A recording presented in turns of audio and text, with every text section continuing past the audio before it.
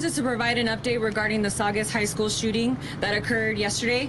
Up first is going to be Alex Villanueva, Sheriff of Los Angeles County. Thank you. Good afternoon, everyone.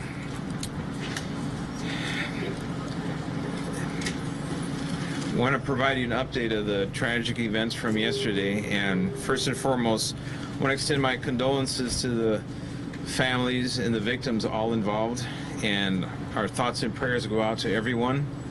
We've reached out to the families of the 6 victims, and 5 of them do not want to release information to date. They're still trying to reach far-flung relatives, so we're holding off on that. However, the family of one of the deceased has provided that information, and we're sad to report that Gracie Mule Berger, a female, 15 years of age, was the one who succumbed yesterday at 9:23 in the morning from her injuries. And her parents, Cynthia and Brian, obviously devastated, and we're with them.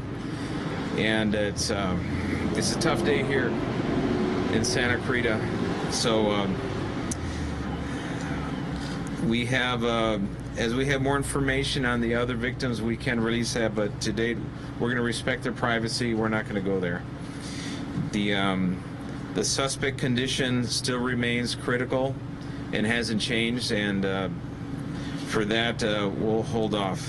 This is a tough day when you think about it. I'm a father, I'm a grandfather. My grandchildren are the same age of the ones who were victim of this senseless act of violence. It still remains a mystery why. So I just want to encourage everyone, grab your kid, hold them a little tighter, and make sure they do the right things when they're in school. And if, God forbid, they happen in this type of circumstances, follow the directions. Run. If you can't run, hide. If you can't hide, then you do something. You fight back. And the kids in the school yesterday did all of the above. They did as they were trained. We had an active shooter drilled just in the last few weeks at the school, and we had evidence that the kids ran as they were told to run. Kids barricaded themselves, they sheltered in place, they covered the windows, propped the doors shut, and they did exactly as they were trained, and that definitely assisted. And then when the time came to provide aid to those who were injured, they took them in and they provided first aid while they were waiting for our first responders. So kudos to all of them for a job well done, and hopefully it's a job we never have to do again. Now I want to bring Captain Ken Wergner to provide us update on the status of the investigation, and we also have some updates from our special agent from the ATF, Special Agent Canino. Let's start with Captain Wergner. Antes de empezar eso, déme ofrecer información en español. El pésame lo extendemos a todas las víctimas, todas las familias de los fallecidos y los que quedaron heridos, y reportamos que la niña de 15 años, Gracie Mule Berger, fue la que falleció ayer. Es estudiante de la escuela Saugus, escuela secundaria. Sus papás, Cynthia y Brian, obviamente están sufriendo la pérdida de su hija, y estamos nosotros ofreciendo todo el apoyo que podamos. El sospechoso sigue en estado crítico en el hospital y no tengo nada de ofrecer en diferencia en eso. Tenemos información nueva, y el detective de homicidios, el capitán Ken Wergner, va a ofrecer esos datos, y también el agente del ATF especial, el agente Canino, va a ofrecer más detalles con respecto a la investigación de eso. Y para nosotros tenemos información que todos los niños en la escuela hicieron toda la capacitación que ya se había dado recientemente. Los que pudieron correr, huir del peligro, lo hicieron como fueron entrenados.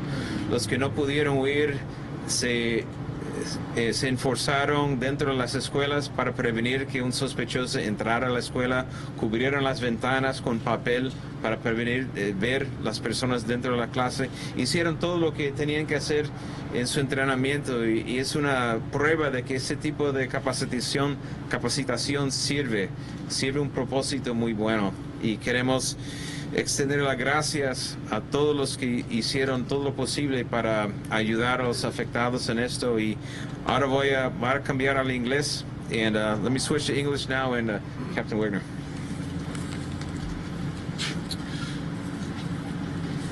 Good morning, Captain Kent Wegener from Sheriff's Homicide. I wanted to update you on the investigation as we know it today at 12 o'clock.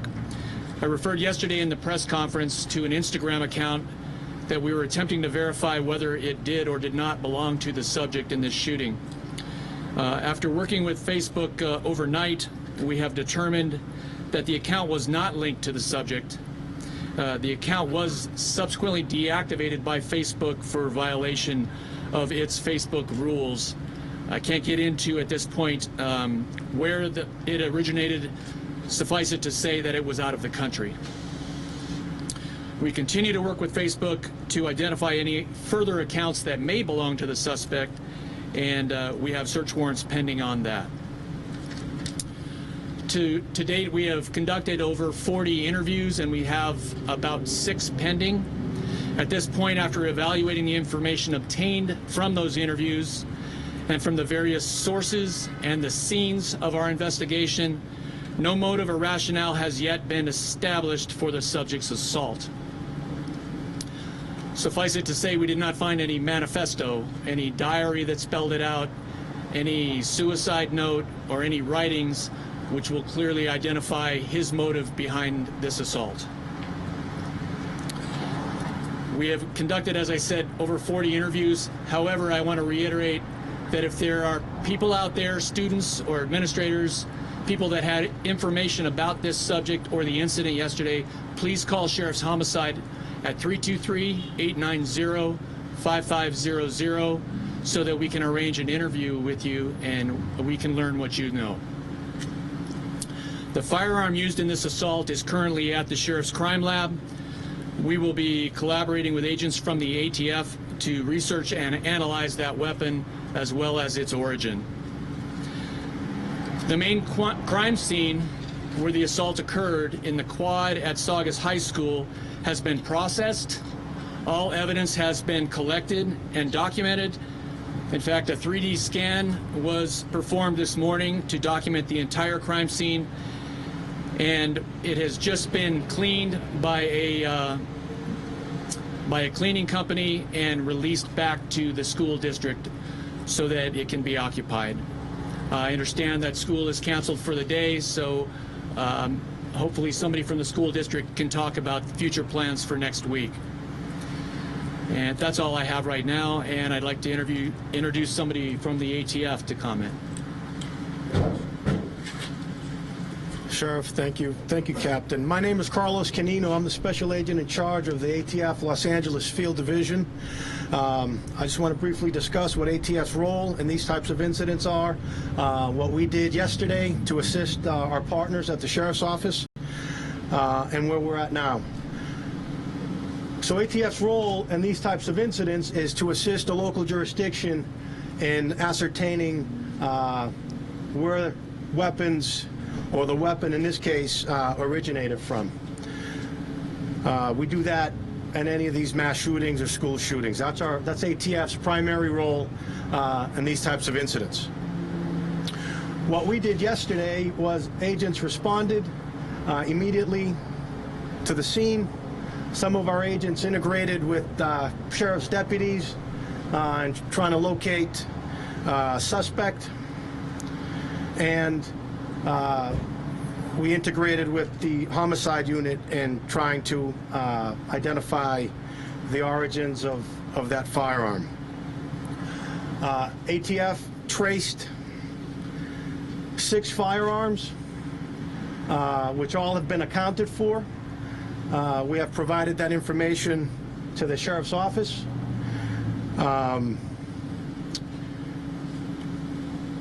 As we speak right now, ATF agents are at the Sheriff's Office Crime Lab working with Sheriff's personnel there and trying to identify the origins of this gun. Once that happens, obviously the Sheriff will brief you as to the origins of that firearm. And that's where we're at as far as ATF goes in this investigations. Thank you. Okay, next up to the podium is going to be the Mayor of Santa Clarita, Marcia McLean.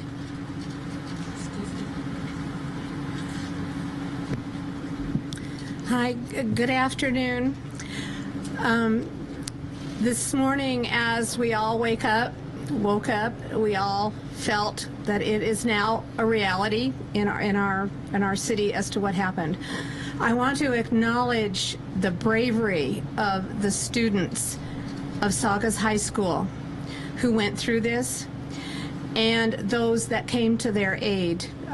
We are a very tight-knit, family-oriented community, and we are all family. And when something happens to one of us, we all feel it as well. This has had a very far-reaching occasion for our entire city. As I speak to our residents, we are all feeling what happened, and the entire community has been affected. I do have some information that I want to give to our community. To begin the healing process, we will be gathering as a community this Sunday night at Central Park at 7 p.m. Central Park is located at 27150 Bouquet Canyon Road in Santa Clarita. This vigil will be a chance for all of us to heal together, to support each other, and to stand as a community united. We will be providing lights in the blue and silver of Saugus High School, so please do not bring candles. It's not necessary. You will all be having a light in silver and blue to commemorate and to celebrate Saugus High School. For more information on this vigil, please visit the city's Facebook page at City of Santa Clarita. In addition, we want you to know the city has postponed our annual tree lighting ceremony in Old Town New Hall, Light Up Main Street, to next Saturday evening, November 23rd. We are working closely with the William S. Hart Union High School District, our public safety officials, our local hospitals, faith-based organizations, and other local agencies to provide the resources our community needs to heal. We are in the process of launching a website that will be a central landing place for all resources, support organizations, and information for our community. The website will be launched later today and will be located at saugusstrong.org. That's .org. I encourage all of you who are sharing messages of support on social media to use the united hashtag #SaugusStrong. We have a lot to process, obviously, in the coming days, weeks, and months, but we will get through this all together. We are Santa Clarita, and we are Saugus Strong. Thank you. Back up to the podium is going to be Sheriff Alex Villanueva. As I mentioned yesterday, the first responders on scene were off-duty peace officers. And I have with me today Detective Danielle Finn. Where are we? Come up. And Deputy James Callahan. Detective Finn is a Santa Clarita right here station detective, and Deputy James Callahan is our school resource deputy for Santa Clarita. And what they did yesterday was extraordinary, along with Officer Sean Yanez from Inglewood PD and Officer Gus Ramirez from LAPD. So if you have any questions of them, please feel free to reach out to them, and they're willing to answer any questions or any questions you may have of us today.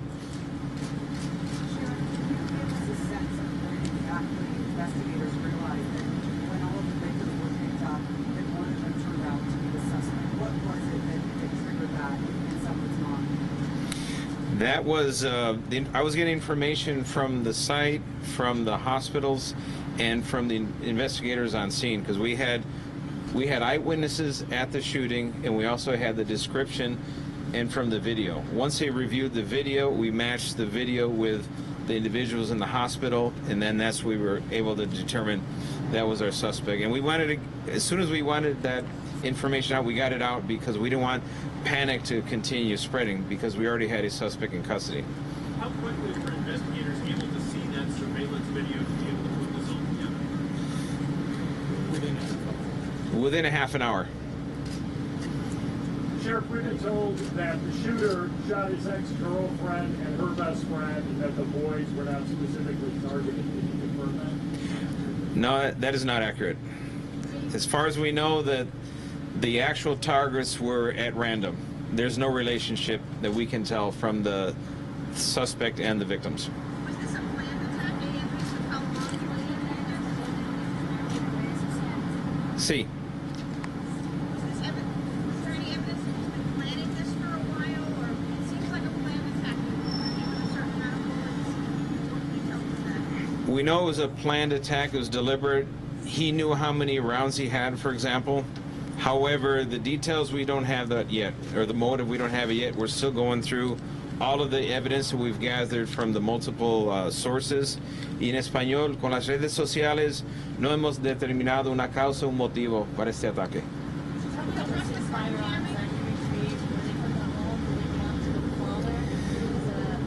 The 6 firearms were firearms that were registered from the deceased father. And we've accounted for all 6, and they do not match the weapon recovered. So that is an ongoing part of the investigation, is the origin of that weapon. So the weapon used in the attack was not registered? No. And were the 6 that were taken from the home, were they locked up on her way? We've accounted for all of them. Can you describe those firearms?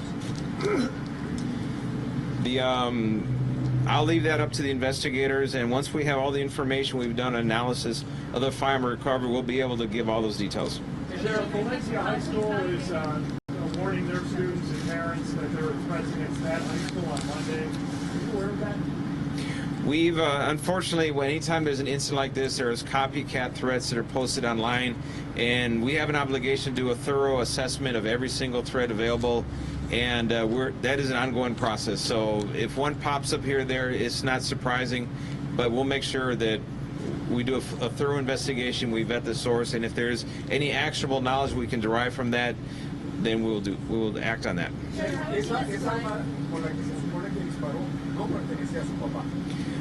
No está registrado al papá.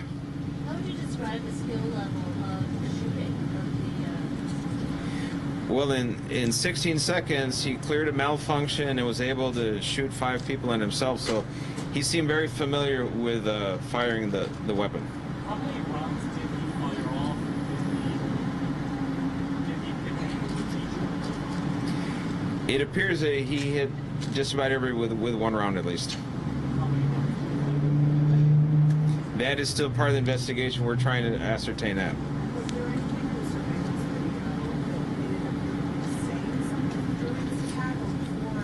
It doesn't appear he had any interaction with anyone. He was just standing by himself. At one point decided, walked to the center of that quad area, dropped the backpack, withdrew with the firearm, and just started firing right from where he was at.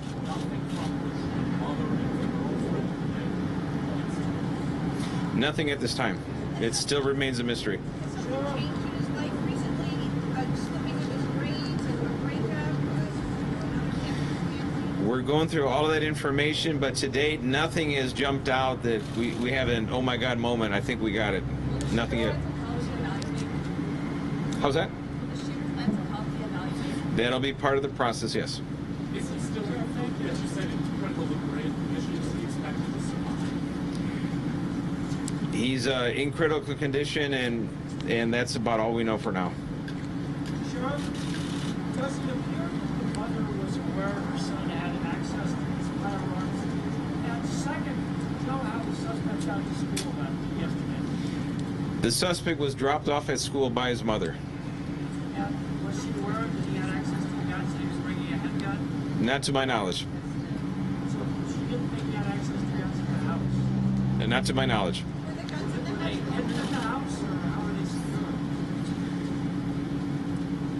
There were several firearms recovered from the house. We've accounted for all of the firearms that were registered to the father.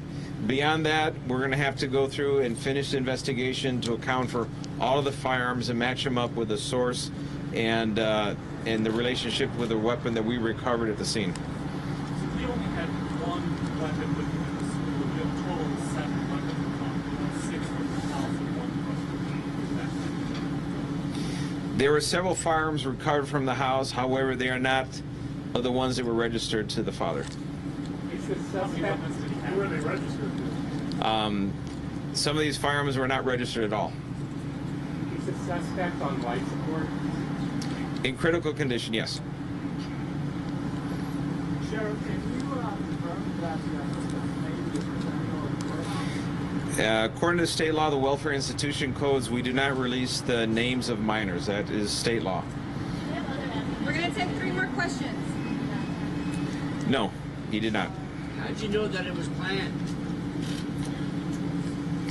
Based on the totality of circumstances, the way he was firing his weapon, he was counting his rounds. It appeared he knew exactly what he had.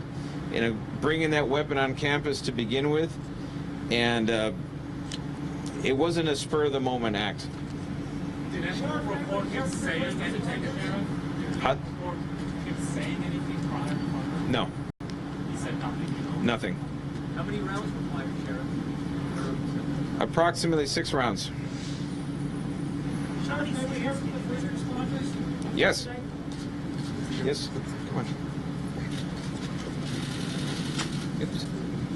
Questions? Can you just describe what it was like? Who were you dropping off and how did this all go down for you? I was on my way to work. I was dropping off my girlfriend's son at school. And as I passed the school, I saw what I estimated to be several hundred students running off campus. I drove into the school circle, contacted one of the students, asked what was going on. He said there were gunshots on campus. I notified the sheriff's station, and then I started to enter campus, at which time I was joined by an off-duty Inglewood police officer. What did you see when you walked on campus? Can you describe it? There were no students. Most of the students, the vast majority of them already either exited campus or been safely secured in a building. As I came around the administration building into the quad area, I observed 3 of the victims laying on the ground. Did he say anything to you? Did the shooter say anything? No. I'm sorry, ma'am?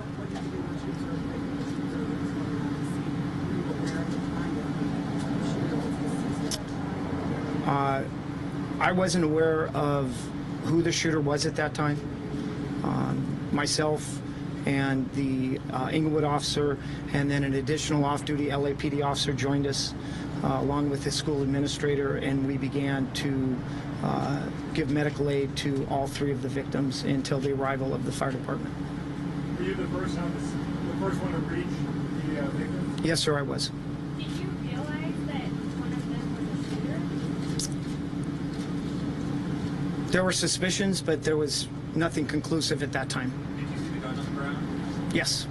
Was it next to what we now know as the shooter? Not directly next to him, no. What led you to believe that you may have been dealing with the shooter? I'm sorry, ma'am?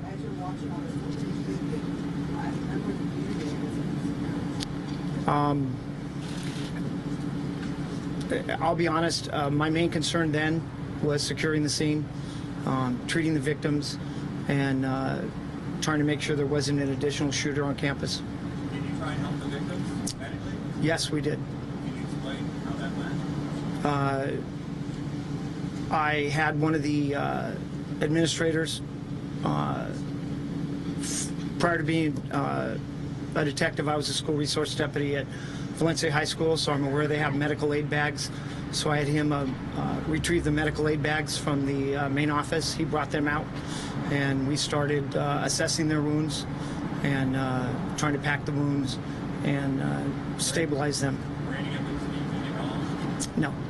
And what led you to believe that you might have, in fact, I know you didn't know for sure at the time, but what led you to suspect that one of the people on the ground was the shooter? I'm going to leave that to Homicide as part of their investigation right now. Can I just get you, Callahan? Were you in the school building and did you hear shots? I actually was en route to Saugus High School. I'm the sheriff resource deputy at Saugus High School. I was en route when the call went out. So you arrived on scene right after? Within minutes of right when the call went out. Did you participate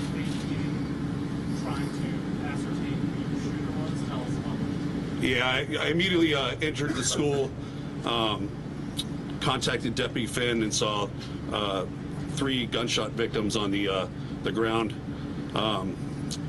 It was a coordinated effort with everybody on scene, Deputy Finn, Detective Finn, the other 2 off-duty officers, and school staff. We did CPR and tried to make sure that we didn't have an active shooter on the campus. What was that like for you, for your kids? Very tough, very tough. You know, when you're a school resource deputy, you know, you take a lot of pride in, you know, keeping your campus secure. You never think of tragic things like this is going to happen. There you were working on students with CT. Yes, sir. And I'm just glad that the department provided a lot of good training to all the deputies that responded. The response was unbelievable. Fire department, sheriff's department, highway patrol, ATF, etc. Just incredible response. I did not know the shooter.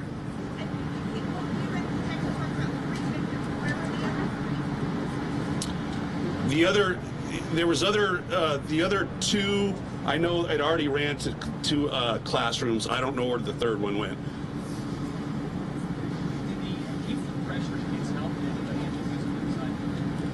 I'm sorry, I can't hear you.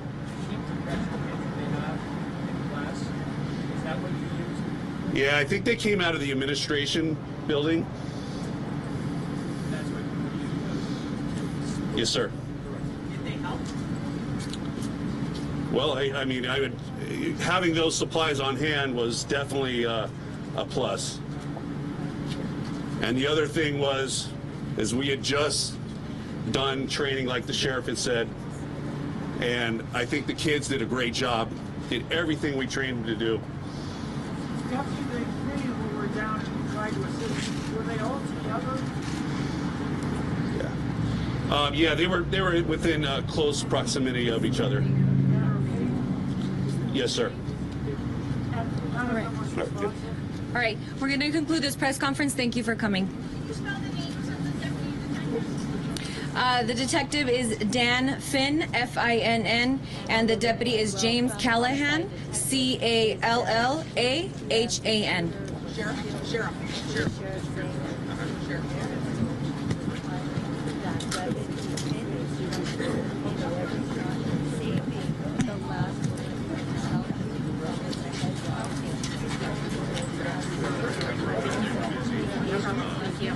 Thank you.